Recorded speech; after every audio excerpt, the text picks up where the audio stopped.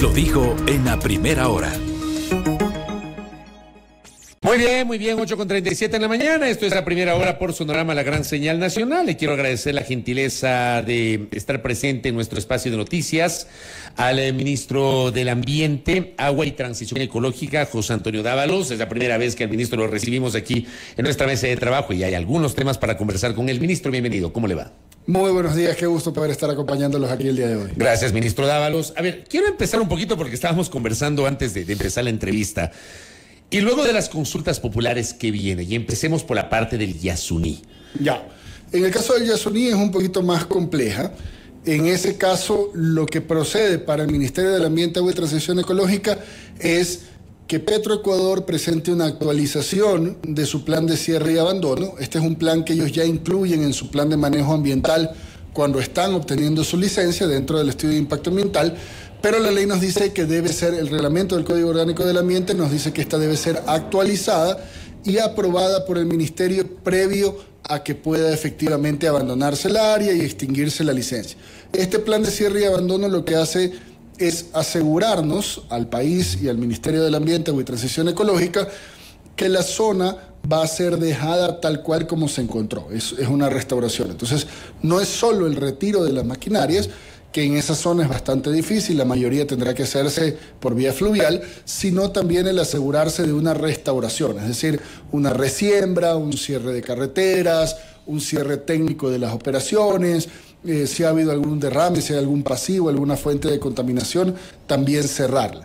Ya nosotros estamos trabajando con Presidencia y con Petroecuador en mesas técnicas que permitan actualizar este plan de cierre y abandono. La idea es, hasta que se termine este periodo, hasta que se termine este gobierno, nosotros poder tener ese plan de cierre y abandono actualizado y aprobado. O sea, lo van a dejar listo, la idea es dejar listo el plan para que lo ejecute el próximo gobierno. Por supuesto, no hay tiempo que perder. Pero ustedes no tendrían tiempo de comenzar a ejecutarlo. No habría tiempo. El tema de actualizar el plan de cierre y abandono es complejo, y es complejo porque la realidad ya no es la misma que cuando se hizo este primer cierre y abandono hace más de 10 años. Entonces, el solo actualizarlo ya es complejo y debe incluir un cronograma. Entonces, Petroecuador tendrá que decirnos a nosotros cada paso que va a dar y cuánto tiempo le tomará cada uno de ellos. Entonces, eso es complicado. Nuestra aspiración es poder dejar el plan de cierre y abandono aprobado. Y ya de ahí, si se alcanza a iniciar con algo, pues muy bien. Si no, ya le tocará al próximo gobierno arrancar con el plan. Ese plan de cierre y abandono, me imagino yo, establecerá algunas fases. Y seguramente la primera irá atada a la sentencia de la Corte Constitucional que habla de un año. Yo no sé si es plazo o término, porque me parece que es plazo. Algunos dicen que es término. Término implicaría evidentemente un plazo más largo porque no incluye fines de semana y de feriados. Pero, ¿qué mismo es? ¿Plazo o término en el caso de su interpretación? Me parece que textualmente dice término. Término. Sí. Y entonces es un poco más largo. Ahí vienen reglas de interpretación, entonces es complicado el tema de definir. Pero digamos, asumamos que es término, que sería un poco más el plazo de un año calendario. ¿Es suficiente ese tiempo para poder desmontar toda la infraestructura petrolera del bloque 43, ministro? De lo que hemos conversado con Petroecuador, no. Ahora, ahí está el tema del que nosotros debemos tratar de cumplir, igual hacer todos los esfuerzos por cumplir, y que al menos el cierre y abandono de la actividad se dé dentro del año. El cierre y abandono empieza cuando usted para la actividad y usted arranca con su cronograma. Eso debería ocurrir dentro de ese año que dio la Corte Constitucional. ¿Y la actividad cuándo debe pararse? Dentro del año. Porque o sea, no necesariamente digamos, se declaran ya los resultados y debe parar, los resultados de la consulta debe pararse. Es que allí es importante leer el pronunciamiento de la Corte Constitucional. Y de hecho la Corte Constitucional hace un análisis y dice que ese cierre debe ser paulatino y ordenado. Incluso tiene un acápite en el cual dice que para que las licencias puedan cerrarse, debe darse este abandono de forma ordenada y no abrupta. Dice, textualmente menciona la palabra no abrupta, la frase no abrupta. Entonces, lo que se entiende es que en este primer año deben cesar las actividades y empezar el cierre y abandono. El cierre y abandono no es algo rápido, no es algo corto. En otras actividades es algo que toma tiempo. Por ejemplo, pensemos en una camaronera. El plan de cierre y abandono tiene que ser dejar la actividad. Usted ya no siembra más piscinas, pero luego usted tiene que cerrar las piscinas. Luego usted tiene que hacer resiembra. tiene que poner allí, digamos, pues que manglar en las zonas de los canales. Eso toma su tiempo. En este caso, estamos en un terreno virgen, por así decirlo.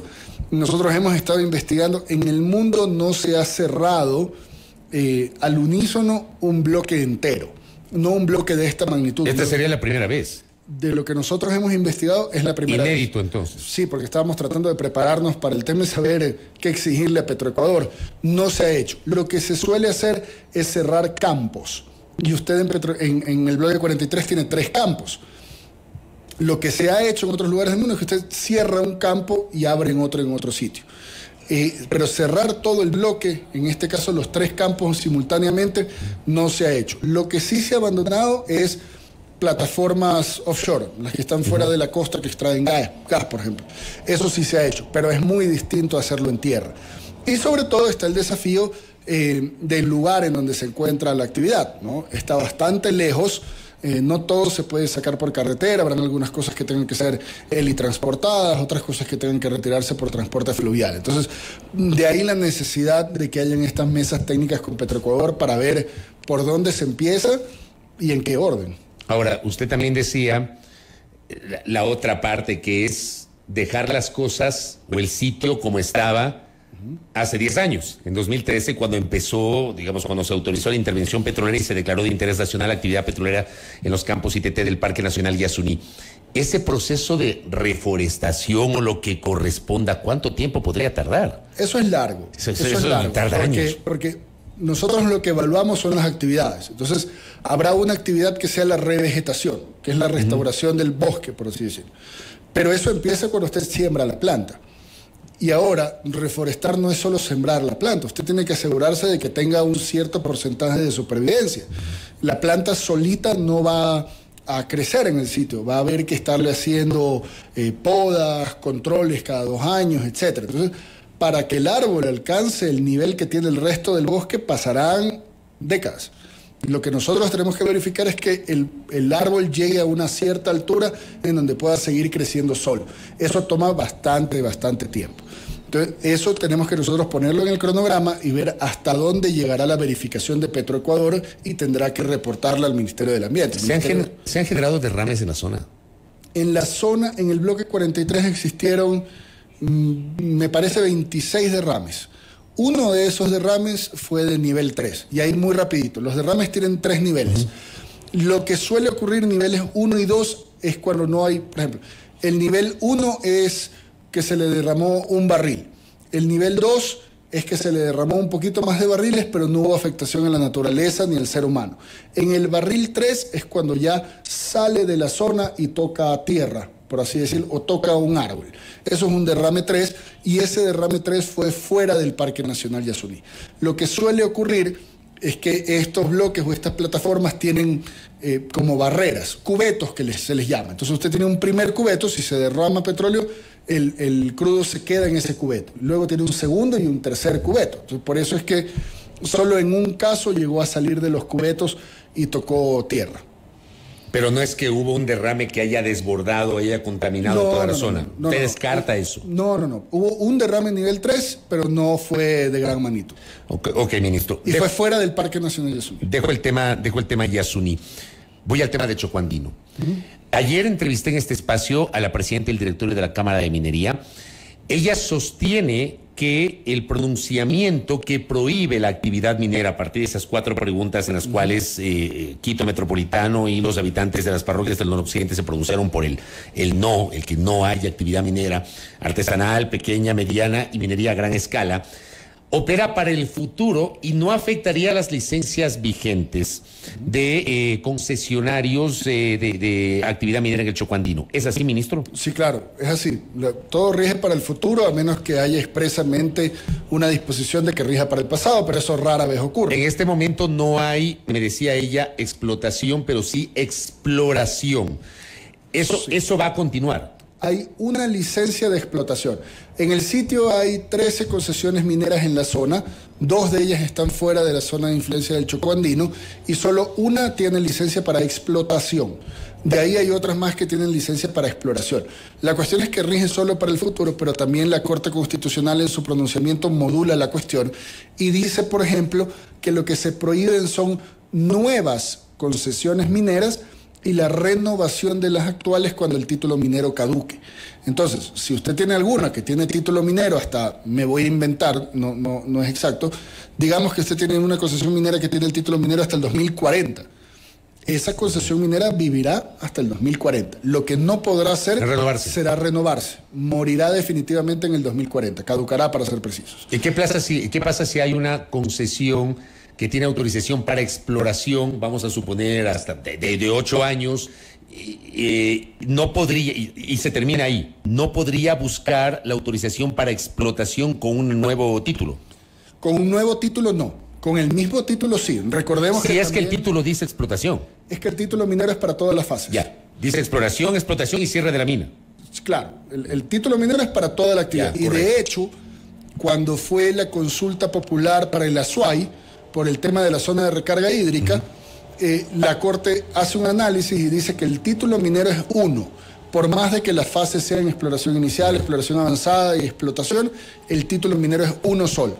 Y en este pronunciamiento, la Corte Constitucional dice que es el título minero lo que no se renovará. Entonces, técnicamente, la concesión minera estará allí, ya dependerá pues de sus dueños si buscan ir por una explotación.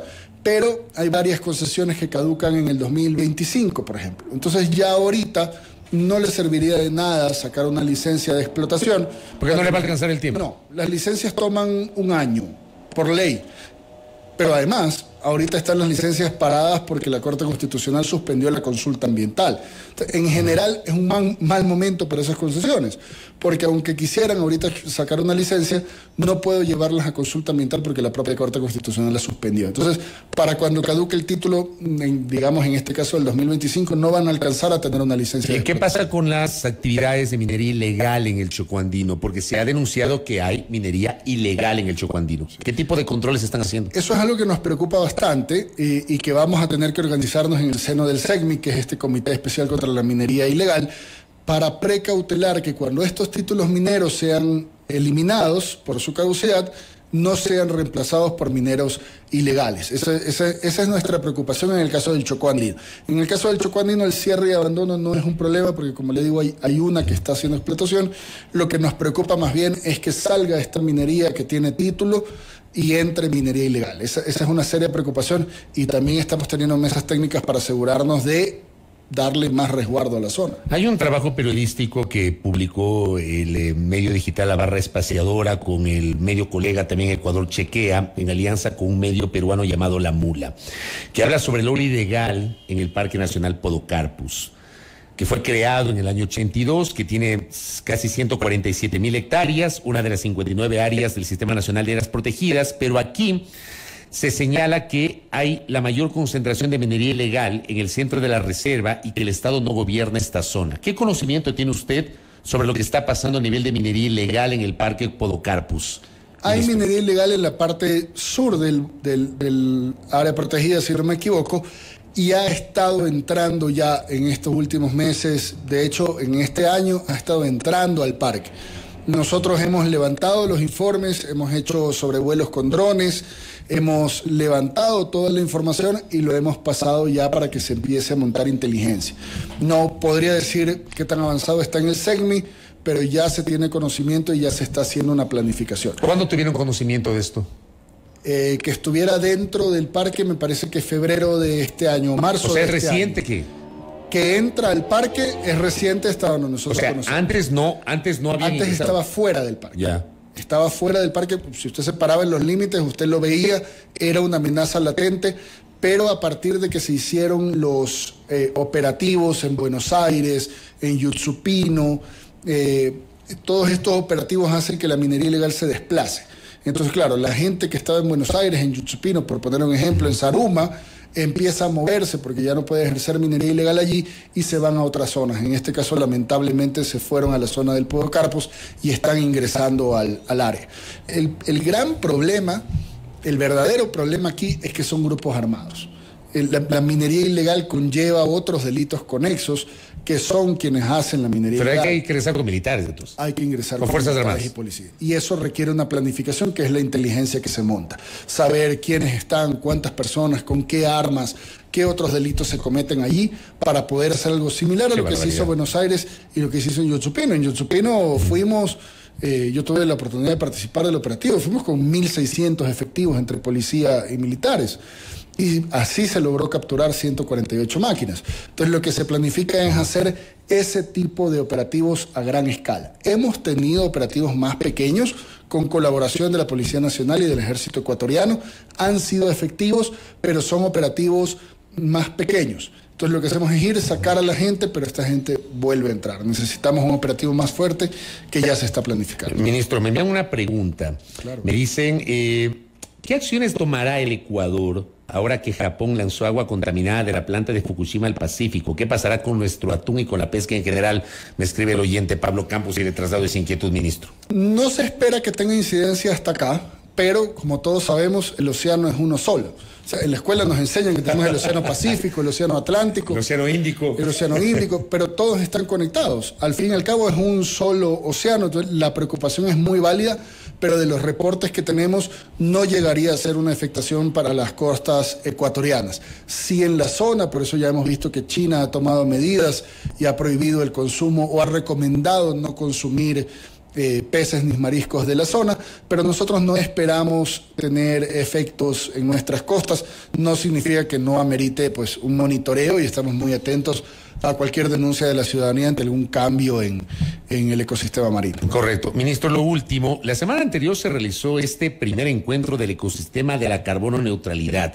Yo he escuchado en varias ocasiones esto de la neutralidad del carbono, la carbono neutralidad, pero creo que no todos estamos familiarizados con esto. ¿Qué significa esto, ministro Dávalos? A ver, todo parte de que el cambio climático hoy en día es una realidad, ¿no? Usted se acordará, hace 15, 20 años nos hablaban del calentamiento global y se decía que era una posibilidad y había gente que lo negaba. Hoy en día el cambio climático es una realidad, lo vemos y para muestra un botón los incendios forestales que Ecuador ha tenido, que son terribles, han habido en Grecia, en Australia, en Canadá. Eso es en gran medida por el cambio climático. Entonces, ¿qué podemos hacer nosotros? Es buscar que las compañías vayan cada vez más hacia una carbono neutralidad. Esto significa reducir o en lo posible neutralizar las emisiones de sus gases de efecto invernadero. En el Ecuador hemos tomado dos importantes decisiones. La una es que esto sea un modelo voluntario. Es incentivar a las empresas a que vengan y primero cuantifiquen su huella de carbono, su emisión de gases de efecto invernadero, se comprometan a reducirlas y una vez que logren hacer una reducción considerable, entonces puedan compensar. Y la segunda novedad es precisamente eso.